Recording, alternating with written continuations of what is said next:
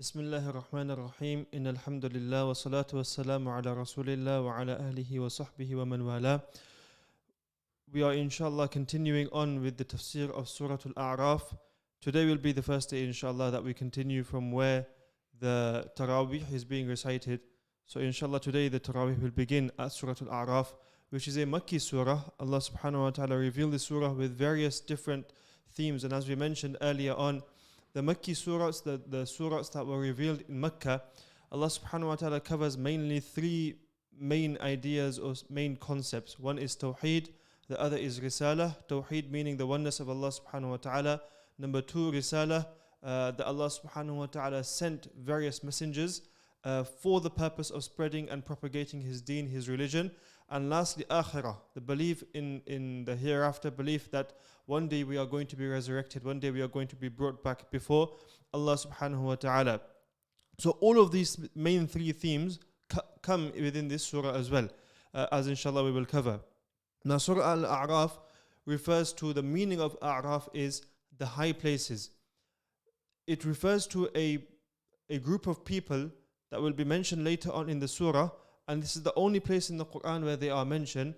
The A'raf is where those people will stay, the sinful from the believers who in this life they believed in Allah subhanahu wa ta'ala, but at the same time they committed sins, and so they will be in a place between Jannah and Jahannam, meaning they will be wishing to enter into Jannah, but they will not have been granted entry into Jannah just yet, and at the same time they won't be in Jahannam because Allah subhanahu wa ta'ala is still waiting to pass judgment upon them. The Quran does not mention explicitly where they will go or whether they will enter into Jannah or Jahannam, but the Mufassirun, the scholars of Tafsir, of Hadith, have mentioned that there is a hope that those people will eventually enter into Jannah. Now, A'raf refers to them because of their mention, but also because of the conversation that they will have between themselves, and also the conversations between the people of Jannah and the people of Jahannam, which inshallah we will cover in a short while.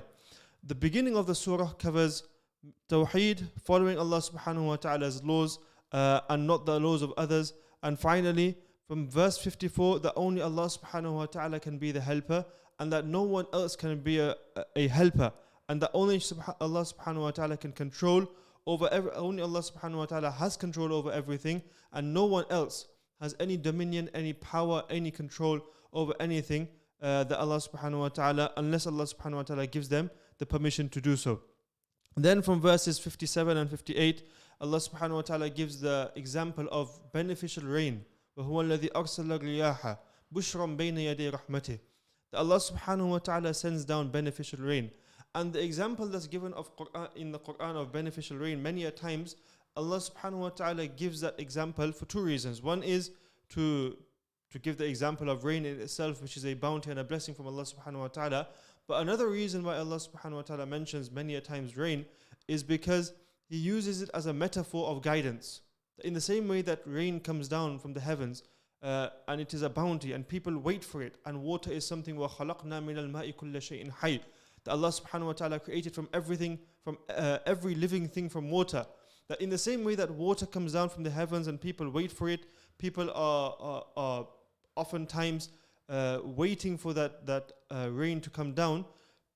But the other thing that rain does is that it grows crops, it grows various different various things that give life. Many a times it might grow vegetation, which is then eaten by cattle, and then that cattle is then consumed by human beings. Or from that cattle comes milk, comes various different things that we can use, many animals which we use for conveyance, etc. All of those things that comes initially from rain, Allah subhanahu wa ta'ala uses rain as a metaphor, in the same way that hidayah comes down to the earth, and from there sprouts out every kind of goodness. And Allah often gives the example then of, one is that land which is fertile, which is soft, which allows water to permeate, which allows water to go through. And from then, because it allows the water to go through, it so happens that the water goes into the ground, and it germinates any seeds that are there, and such vegetation then grows. Then Allah gives the example oftentimes at the same place, where on one hand where you had the fertile soil, He gives the example of a rocky or a barren land, where no matter how much water falls, no matter how much water is given there, regardless of how much water comes, the water either stays on the rocky land, it does not seep through, or if the water does go through, then because the land is barren and dry, and because that land is not conducive to growing any crops, then unfortunately nothing will grow there. And Allah gives this metaphor, Allah gives this example of water as guidance, and the two pieces of land, the two tracts of land, often to show or juxtapose the difference between a person whose heart is accepting towards the faith, a person whose heart is accepting towards guidance, and a person whose heart is pushing away from guidance, a person whose heart is completely closed off from guidance. And this juxtaposition, this contrast Allah subhanahu wa ta'ala mentions is incredibly interesting, but also it is something for us to ponder and think over, that our hearts, which one of them are they? Allah subhanahu wa ta'ala mentions in a different place, أَلَمْ يَأْنِنِ الَّذِينَ آمَنُوا أَن تَخْشَعَ قُلُوبُهُمْ لِذِكْرِ اللَّهِ وَمَا نَزَّلَ مِنَ الْحَقِّ. That has a time not come for أَلَمْ يَأْنِنِ الَّذِينَ آمَنُوا, for the people of belief, that they lower their hearts and they make them conducive towards the truth. وَلَا يَكُونُوا كَالَّذِينَ أُوتُوا الْكِتَابَ مِنْ قَبْلُ فَطَالَ عَلَيْهِمُ الْأَمَدُ فَقَسَتْ قُلُوبُهُمْ. And that they do not become like those people before them upon whom books were revealed. فَطَالَ عَلَيْهِمُ الْأَمَدُ. They did not listen, they did not take heed, and time passed. And the thing about guidance is that when Allah subhanahu wa ta'ala reveals guidance, and eventually over time that guidance is not accepted, فَطَالَ عَلَيْهِمُ الْأَمَدُ فَقَسَتْ قُلُوبُهُمْ. What ends up happening is that the heart becomes hard, listening to the same thing again and again, and it has no effect on a person's life. Then eventually the heart becomes hard to those things, and then for guidance to go in is very, very difficult. And this is, as I mentioned earlier, the overarching themes, Tawheed, Risala. This is where Allah subhanahu wa ta'ala references Risala, and there will be other references to this as well in this surah to come as well. Moving forward, Allah then gives the examples of different Anbiya. Again, sticking on the same theme of Risala, Allah subhanahu wa ta'ala mentions the story or the incident of Nuh alayhi salam. Then he goes to the life of Hud alayhi salam, then Salih, then Lut alayhi salam, then Shu'aib alayhi salam, and finally Musa alayhi salam. And all of those Anbiya are given a little space in which Allah subhanahu wa ta'ala mentions what happened, how he sent them to their people, and how their people rejected. And many of these verses that Allah subhanahu wa ta'ala uses, again, this is the composition and the linguistic aspect of the Quran. Allah subhanahu wa ta'ala mentions each one. وَإِلَى مَدْيَنَ أَخَاهُمْ شُعَيْبًا وَلَقَدْ أَرْسَلْنَا نُوحًا. Then he mentions these different ayat that Allah subhanahu wa ta'ala mentions. Then when Allah subhanahu wa ta'ala says about how he sent guidance to the people and how they rejected, he uses very similar verses, very similar ayat. The point is that regardless of where the people were, regardless of who the messenger was, regardless of how close. So for example, in the case of Salih, he was part of the people. In the case of many of these Anbiya, Lut alayhi salam, for example, was not part of the people, meaning he was not brought up in that land. He came there as a messenger later. But in the case, so on one hand you have a stranger, someone who's coming from a different place. So the people don't have an argument to be made that, someone very familiar with us, maybe they want a position of stature and of power within the community. That's why they're making the message. So Lut alayhi salam came from outside. Whereas in the case of Madian and Salih, he was part of them. So and there Allah subhanahu wa ta'ala, obviously there the point is that he is from your own family, he is from your own community. Why don't you listen to him? But Allah subhanahu wa ta'ala uses the same verses again and again, and this is for a hafidh quite confusing. This section in Taraweeh is usually quite confusing because the verses are very similar. But the point is, linguistically, that Allah uses the same verses to make a point, to make a metaphor out of it, that it doesn't matter, the content is saying and the language is saying, that it doesn't matter who came and what they came with and what they said. At the end of the day, the people were the same in the way they rejected the message of Allah subhanahu wa ta'ala.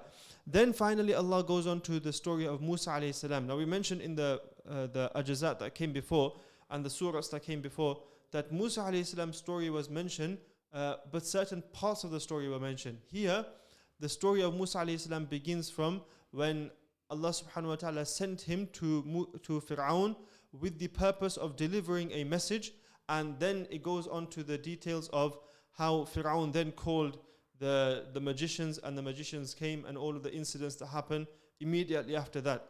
Then Allah subhanahu wa ta'ala details about how the people of Musa, Banu Israel, rejected what Allah subhanahu wa ta'ala sent to them, and how they began worshipping something else after Musa alayhi salam had left them for a short while. Finally, it continues on. Allah subhanahu wa ta'ala ends the surah with a discussion on the akhirah, with a discussion again on a fact of human life, where Allah subhanahu wa ta'ala mentions about how some people He has made that or that over time لهم قلوب لا يفقهون بها ولهم أعين لا يبصرون بها. Allah mentions about how they have eyes they cannot see, how they have hearts but they cannot ponder and think, how they have different faculties of intellect, of reason, and yet still despite them having that, despite Allah subhanahu wa ta'ala giving them those faculties, unfortunately hidayah does not come to them. Allah subhanahu wa ta'ala ends the surah with a verse of the sajda, upon which we are supposed to perform sajda to Allah subhanahu wa ta'ala. But also Allah subhanahu wa ta'ala ends the surah with a few verses which inshallah we will mention in due course of time. Now, to come all the way back, that is the overview of the surah and the overview of the 1.25 juz that will inshallah be recited today. To come back to the beginning, to go over a few ayat. The first one that we want to inshallah cover today is from the second page onwards. Allah subhanahu wa ta'ala mentions the story of Adam alayhi salam, again like how he mentioned in the first juz, and also Allah subhanahu wa ta'ala mentions Iblis or Shaitan coming and showing that kibr, that pride to Adam alayhi salam and to Allah. And then he mentions in a bit more detail about how he managed to persuade, or how he managed to manipulate Adam and Hawa alayhi salam in Jannah to go against the order of Allah subhanahu wa ta'ala, to disobey Allah subhanahu wa ta'ala. The first thing that deserves mention here is that Shaitan was, or Iblis was, an incredibly knowledgeable individual. Now, he was not an angel. This is the belief of Christianity, that Iblis was an angel, a fallen angel from heaven. The angels do not have the capacity to disobey Allah subhanahu wa ta'ala. وَنَحْنُ نُسَبِّحُ بِحَمْدِكَ وَنُقَدِّسُ لَكَ. They say themselves that we worship you, we sing your praises day and night. They do not have the capacity. Iblis was an incredibly knowledgeable and pious individual. But unfortunately, the case that often happens, and this is with knowledge and without knowledge, but kibr and pride can come into anyone and any person. And Allah subhanahu wa ta'ala mentions the story and the incident of Shaitan not for the sake of a story, not for the sake of a tale, for fun. But the point there is that someone with that high degree, that high stature, that high caliber, despite him being so pious, so close to Allah subhanahu wa ta'ala, that he was amongst the angels. And he was considered amongst the angels because when Allah subhanahu wa ta'ala ordered the angels and the malaika to do sajda, Iblis was expected to be amongst them and to do sajda as well. And yet Iblis turned around and said no.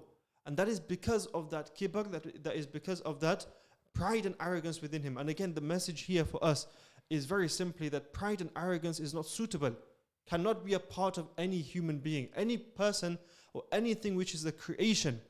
It is not suitable, it is not right, it does not make any sense for creation to have pride. Because ultimately anything that the creation has comes back to the Creator. Allah is the only one who can have pride. And pride is usually something, again, when we speak about pride, if you say about someone that they have pride, it usually has a negative connotation. Very few people will take someone saying about them that they have pride in a positive way, unless their pride is of astronomical proportions itself. But usually the case is that when a person, pride usually comes with negative connotations. But when we attribute pride to Allah subhanahu wa ta'ala, that is not negative. Allah subhanahu wa ta'ala is the only one who can have pride, because Allah subhanahu wa ta'ala inherently has within him every single thing that we describe him with. Whereas there is nothing that we have that we were not born with.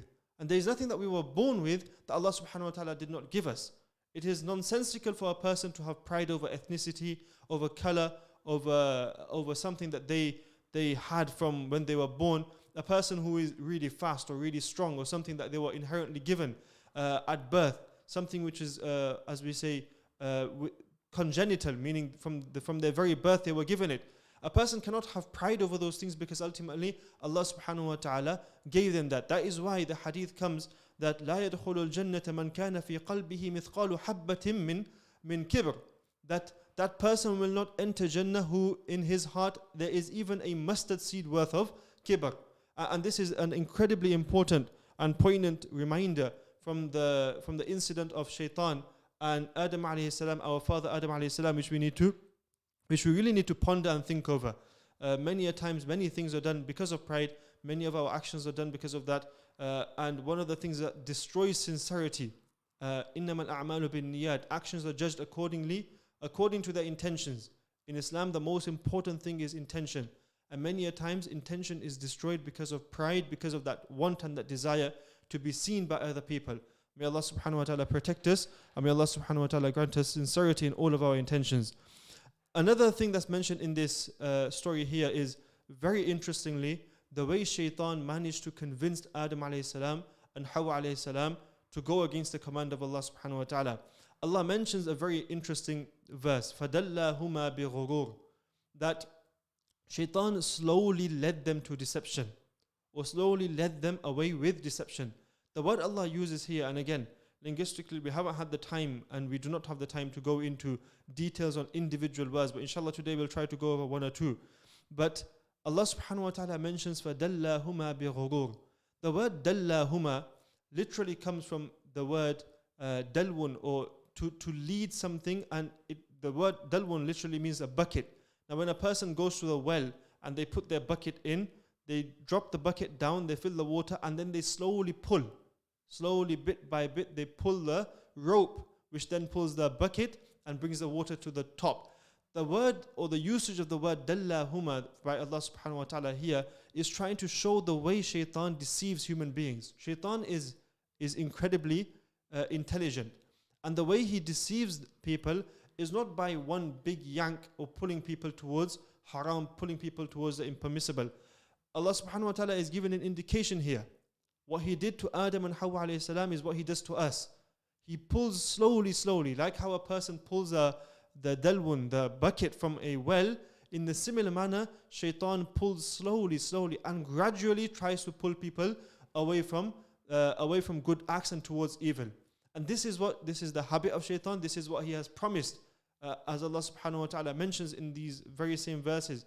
What he has promised Allah subhanahu wa ta'ala, that I will try to lead astray the people of Adam alayhi salam, all of these creations that you have made, I will try to pull them away from worshipping you. And Allah subhanahu wa ta'ala mentions that he has no power, but Shaitan has that power that he can manipulate, meaning he can feed you those ideas, and every single person then has the choice then to choose either to choose the right path or to choose the wrong path. And this is an interesting little tidbit here, which shows us the psychology of how Shaitan works, and also how, if we want to make sure that we do not go towards the callings of Shaitan, we need to make sure that we are not slowly tempted by the small things. Many a times, one of the ways that we protect ourselves from that is by making sure that we are not just doing the fara'id, we are doing the sunan, and we are doing the nawafil. That we have a'mal in our daily life of performing extra salah, of reading extra Quran, of doing small things, little things, performing extra dhikr. Those small little things that inshallah will protect us and protect the fara'id, protect the main things. That is the main castle. The outer walls are those small a'mal that we do every single day. And also making sure that we do not go anywhere near the maharim, the things that Allah subhanahu wa ta'ala has forbidden for us. Because then we are very close to it. Making sure that we have adequate protection or adequate defenses against committing anything haram, and that will inshallah stop us, or stop Shaitan from slowly pulling us, and it'll be a lot more difficult for him to slowly pull us towards the haram. We have a lot more sort of space and time to realize that Shaitan is slowly deceiving me, slowly pulling me towards it. I need to stop, I need to go back and maintain my defenses again. Then Allah subhanahu wa ta'ala mentions a few verses on clothing. Ya bani Adam qad anzalna alaykum libasan yuwari sawatikum marisha, that, O son of Adam, O children of Adam, we have sent down to you libasan, we have sent down to you clothing, yuwari sawatikum marisha. Allah mentions two purposes of clothing. One, firstly and most importantly, that it covers your satar. For men, that is between the knees and the navel. For women, everything besides the face and the hands and the feet. That is the command of Allah subhanahu wa ta'ala. That is the purpose of clothing, and that should be there. Now, clothing does not only mean that a person is wearing clothes that covers that area. It also means that it covers it in a suitable manner, according to how Allah subhanahu wa ta'ala wants it. So, the famous hadith of Rasulullah sallallahu alaihi wasallam mentions that near the day of Qiyamah, there will be people who will be clothed yet naked. Meaning they will be wearing such clothes, not that it is transparent, but some muhaddithin have mentioned that it means that they will be wearing such clothes so tight that it covers their body and you can see the form of the body. Meaning, the point here is that the clothing that Allah subhanahu wa ta'ala has given us, first and foremost, should cover ourselves and should cover us modestly. Meaning, modesty is the most important thing. Haya is very important in Islam. Having modesty in Islam. Then secondly, Allah subhanahu wa ta'ala mentions the other purpose of clothing is warisha, that Allah subhanahu wa ta'ala has given us clothing that it may be an adornment to other people, that we may adorn ourselves with it and we may beautify ourselves with it as well. And this is, Allah then mentions about how shaitan wishes to try to unclothe us. One is, shaitan wishes to unclothe us like how we unclothed our forefathers, our father Adam alayhi salam and Hawa alayhi salam in Jannah. In a similar manner, shaitan wishes to unclothe us. One is literally and metaphorically, that he tries to make us disobey the commandments of Allah subhanahu wa ta'ala, but also metaphorically unclothe us in the sense that we lose our sense of haya, we lose our sense of modesty, and we go towards those things which are haram. The Prophet ﷺ mentions in a hadith, إِذَا لَمْ تَسْتَحْيِ فَاصْنَعْ مَا شِئْتَ. So shaitan wishes to unclothe us. One is literally. And literally also means, like, again, related back to how shaitan unclothed, or shaitan was the cause of the unclothing of our father Adam alayhi salam and Hawa alayhi salam in Jannah. But also metaphorically, the point here is that he tries to إِذَا لَمْ تَسْتَحْيِ فَاصْنَعْ مَا شِئْتَ, meaning when a person loses their haya, when a person has no shame, then they'll do as they wish. So to unclothe us from that haya, that natural fitrah, that natural inclination that we have towards modesty, that every single child, after a certain point when they realize that I am a certain age, they realize I have to cover up, that I shouldn't show myself, I shouldn't do certain things in public, I shouldn't speak in a certain way in public, I cannot say certain things, I have to have a certain etiquette and comportment in the way I conduct myself. Every single person born, regardless of what culture they're from, where they were brought up, or who they were brought up by, what ethnicity, what country they were brought up in, every single person has this natural inclination towards haya. And shaitan is trying to pull that away. So shaitan is unclothing us literally and also trying to unclothe us metaphorically, meaning he's trying to pull that haya away, so that then once that haya goes, as mentioned in the hadith, a very beautiful hadith, and there are many hadith like this which again deserve pages and pages, volumes of commentary, that إِذَا لَمْ تَسْتَحْيِ فَاصْنَعْ مَا شِئْتَ, that when you lose haya, when you lose that modesty, then a person will do as they wish. Then everything is fair game. A person will commit to absolutely anything. And this is the lesson that we get from these two ayat. Again, the psychology of the Quran, the depth of the Quran is something that we can speak for hours on end on as well here. Then Allah subhanahu wa ta'ala mentions about the people of Jannah, the people of Jahannam. Again, these verses here, all I can say to everyone listening is open up the Quran, go to these verses 59 onwards, or just after that, just before verse 58 and 57, where Allah subhanahu wa ta'ala mentions about the people of Jannah and the people of Jahannam. Very scary verses, very difficult verses to read, in the sense that Allah is mentioning the people of Jannah saying to the people of Jahannam, وَنَادَ أَصْحَابُ الْجَنَّةِ أَصْحَابَ النَّارِ أَنْ قَدْ وَجَدْنَا مَا وَعَدَنَا رَبُّنَا حَقًّا فَهَلْ وَجَدْتُمْ مَا وَعَدَ رَبُّكُمْ حَقًّا. That the people of Jannah will say to the people of Jahannam that what Allah promised us, we found it to be true. Have you found what Allah subhanahu wa ta'ala promised you to be true? Meaning the punishment of and the adhab of Jahannam. Then on the next page Allah subhanahu wa ta'ala mentions وَنَادَى أَصْحَابُ النَّارِ أَصْحَابَ الْجَنَّةِ أَنْ أَفِيضُوا عَلَيْنَا مِنَ الْمَاءِ أو مما رزقكم الله. The people of Jahannam, in their desperation, they'll say to the people of Jannah that send us some water, something that Allah subhanahu wa ta'ala has given you, some respite, give us something. قالوا إن الله حرمهم على الكافرين. They will reply back that Allah has made all of this haram on the people of disbelief who have entered into Jahannam here. These are very difficult ayat to read, and Allah subhanahu wa ta'ala then describes why these people are in Jahannam. And again, we have to read these and determine which camp are we in, which camp are we heading towards, and which camp do we want to be in. Then moving forward, the verses are mentioned, as I alluded to earlier, of the different stories of the different Anbiya. And Allah subhanahu wa ta'ala comes to the story of Musa alayhi salam in very brief detail. Allah subhanahu wa ta'ala mentions about Musa alayhi salam, his incident with the magicians of Fir'aun. And Allah subhanahu wa ta'ala mentions in a bit more detail here than he has mentioned up until now, where the magicians came and Musa alayhi salam, the very famous story of him throwing down his staff, and the magicians, and they're trying to trick the people that were watching.